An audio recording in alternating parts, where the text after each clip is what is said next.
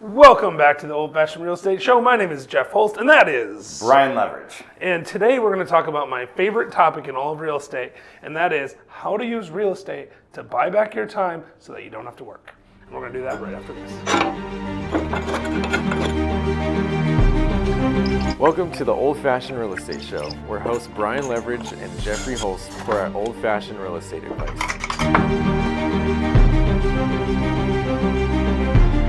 And we're back. Brian's still nodding his head like this because he does that. He has this imaginary hold music in his head when we're on those commercial breaks, or in this case, intro breaks, I should say. Which reminds me, we keep forgetting to put commercials in our show. So if anyone wants to sponsor our show, you just reach right out.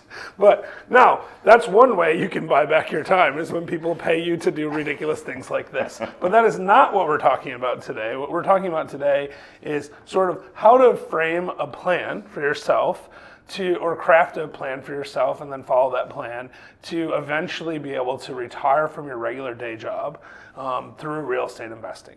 So, Brian, have you retired from your regular day job? Well, I'm a little unique in that my day job has kind of mostly always been real estate. Fair. Okay, so... But that does put me in a unique position to, you Sure. yourself are a recovering attorney, as Correct. you like to say. Yes, and I had a 9-to-5 corporate job until 2017. Not in law, in fact, That's in right. transportation. And then I did, in fact, quit that job because of my real estate investment. So maybe you should just interview me since I'm the expert. I'm just kidding, people. The truth of the matter is, as a starting framework for how to retire, through real estate investing, is you have to recognize that it's not something that happens overnight. I hear all the time people say, "Oh, I want to retire in 2 days" or whatever. It's not a get rich quick scheme. What it is it's a get comfortable a lot faster than you would have otherwise scheme. Mm-hmm. So it does take time. In my case, about 7 years of investing. And it's also not, you'll see a lot of gurus out there that are like, oh yeah, it's completely passive. And we've talked about passivity in the past, in a previous episode. And, there are ways to be completely passive. Yes, they require having a significant amount of capital to invest passively in other people's deals. And that's fine if you decide that's what you want to do, but that's not what most people end up doing. Right. And in fact, I would say not initially. This is actually a solid point, right? So when you're deciding how you want to craft your plan to get out of whatever you're doing, a lot of it depends on your situation. So if you're a high income earning, extremely busy person, maybe you're a doctor or a lawyer, something like that, your best strategy might actually be just to throw money at other people's deals. And your goal should be then to look at how do I identify operators that I trust, that I think are going to do a good job, and what kinds of properties do I want to invest in? And Brian and I know this for a fact, have both invested in other people's deals because sometimes it's just good for a diversification strategy, but it wasn't our strategy to not have to work. That was just okay, we have some extra resources and we want to deploy them effectively strategy. Mm-hmm. But for some people, the strategy really would be just like, I need to get $5 million invested across 50 different deals, and once I do that, I'm going to have $250,000 a year in income coming in or whatever it is, and I'm okay with that, and then I don't have to work anymore. Yeah. But in order to do that, you have to have significant resources. Yeah. And so for most people, they're going to have to take a little bit more active of a role. And that active roles could be anything from, buying a duplex and renovating it themselves, or it could be, just buying individual houses or whatever it is and having property managers manage them. I think that, since we're talking about buying back your time, right, which is your most valuable resource you have, right, because when it's gone, right, you don't get it back. You actually have to dedicate some time to... It takes time to buy back your time. It's just the way it is. You have to actually dedicate some time to educating yourself, not only figuring out what strategy might make sense for you, but then, like we've talked about more recently, networking with people that can maybe help you accomplish some of those goals. And then also, I think, speaking of goals, is setting goals, right? Yeah. And doing it smartly, where hey, I'm going to buy 10 houses this year. Well, that's a great goal. But how do you actually put yourself in the position to do that? How do you incrementally get there? Yeah, and also that's not a specific enough goal. 10 sounds like a specific number, and it certainly is, but do you want 10 houses for cash? Do you want 80% loan to value on 10 houses? Do you want $200 a month cash flow per house, or do you want $500? I mean, these things matter, right? And so for me, I think you have to sort of start with the end in mind and then work backwards to build that plan. So what you're going to do is you're going to say, okay, I need X dollars to survive. So you're going to first do your budget, figure out what your minimum level of expenses are, and what level is going to, and I think when you're talking about financial freedom, there's actually a couple different levels. You have this first level where you're bare minimum is covered. That's not a comfortable way to live, but you can survive on your investments. Then you have a second level where it's pretty comfortable, you're living the life similar to what you were when you were working. And then there's a third level, which is what I think everyone's goal is, where there's just so much money coming in that you can just kind of do what you want. And obviously, unless you have an insane amount of money, you can't literally do whatever you want, but you can have a lot of flexibility, and that's where we want to get to. So I would say come up with what those numbers look like first. So that's step one.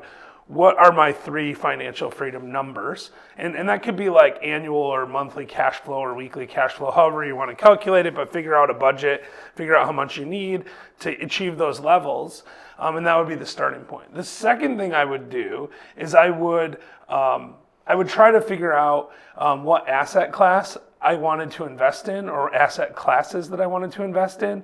And like we alluded to earlier, if it was investing in other people's deals, how much is the average cash flow per deal I want to target.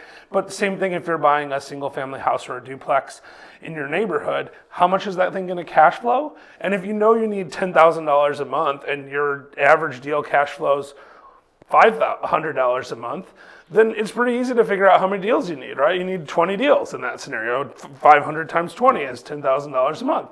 Now, you might not hit it exactly, so you have to you might need 21 or 22, or maybe you need 18 because some of them are better or whatever.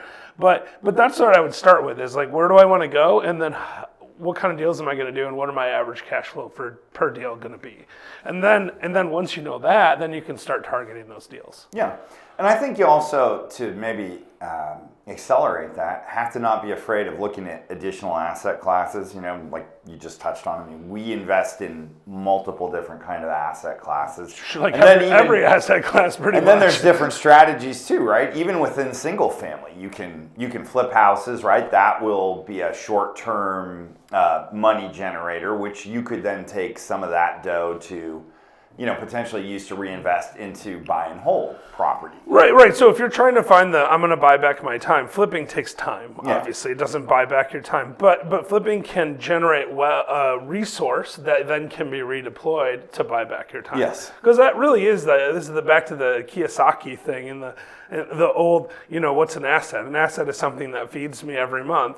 So if you can flip some property and then use that money to buy an asset, that could be buying a duplex, or it could be investing in someone else's deals. I mean, if you needed that $5 million number that I came up with in the example before, you could theoretically flip your way to $5 million. You have to have a lot of resources, but it doesn't matter where those resources come from.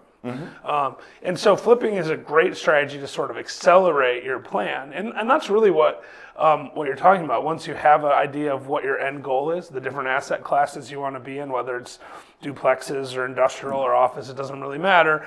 Once you have that idea, then it's about figuring out how to get them. And that's what you're talking about. Is here's one way you can figure out how to get them. Another way could be just finding really good deals, doing really good networking, and then partnering with people. You might need more deals if you partner 50-50, but if that person has resources that you can tap into that you don't necessarily have, and you happen to be the one finding deals, that can be a strategy to accelerate your plan.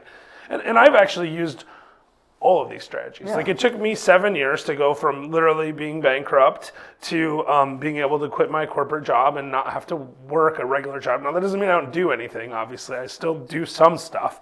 But it gave me a tremendous amount of time freedom.